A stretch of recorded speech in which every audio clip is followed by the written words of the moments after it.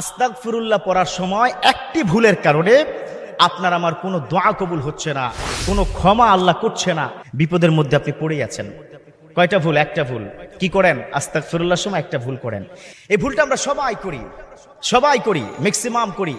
কারণ হচ্ছে যে আস্তাগফিরুল্লাহ আপনাকে গুনাহমুক্ত করে দিবে। যে আস্তাগফিরুল্লাহ আল্লাহ শুনতে দেরি, আল্লাহ ক্ষমা করতে দেরি হয় না। সে আস্তাগফিরুল্লাহ শুনলে আল্লাহ রাগ করেন। কি ভয়ঙ্কর কথা বলেন তো। অতএব আমরা এই আস্তাগফিরুল্লাহর সময় এই ভুলটা আর করতে চাই না। বিশ্বনবী তিনি কি বলেছেন?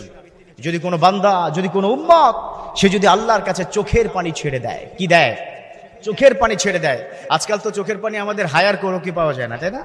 চোখের মধ্যে আজকাল আমরা স্প্রে করেও কিন্তু পানি আনতে পারি না। অনেকে বলে হুজুর দোয়া করে ঠিকই, চোখে তো পানি আসে না, মনটা তো নরম হয় না। হবে কি করে?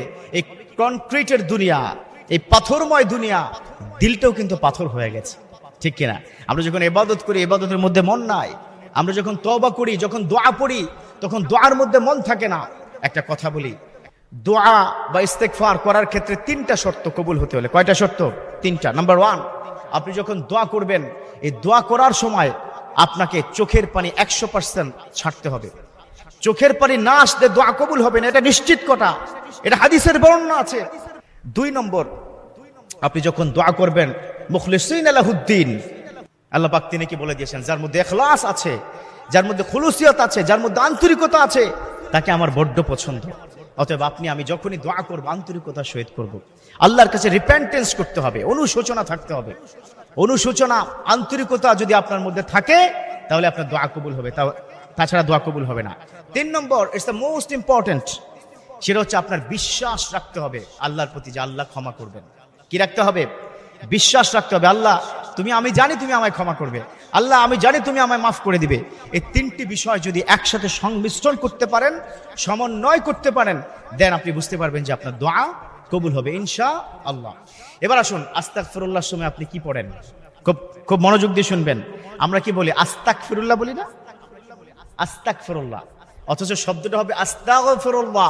গাইন, এই কণ্ঠনালী থেকে আসবে গাইন, আস্তাগফিরুল্লাহ। আর আমরা বলি আস্তাগফিরুল্লাহ, আস্তাগফিরুল্লাহ।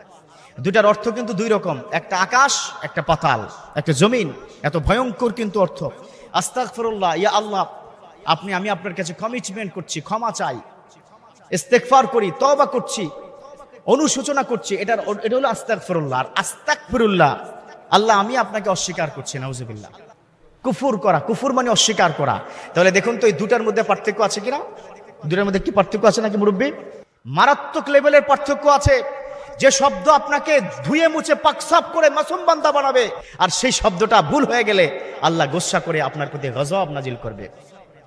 হাদিসের মধ্যে আছে, লাআনাল্লাহু আলাইহা, যে ব্যক্তি এভাবে আস্তাগফিরুল্লাহ আস্তাগফিরুল্লাহ পড়বে, আল্লাহর লানত তার উপর পড়বেই পড়বে। খবরদার, উচ্চারণের ক্ষেত্রে ভুল হওয়া যাবে না, ভুল করা যাবে না। এক ছোট্ট উচ্চারণেতে মানুষের লাইফ শেষ করে দেয়। আচ্ছা না, অনেক জায়গায় আপনি দেখবেন এখানে প্রস্রাব করিবেন না, প্রস্রাব করিলে 500 টাকা জরিমানা আছে না লেখা? না যদি সরিয়ে দেন কি হবে?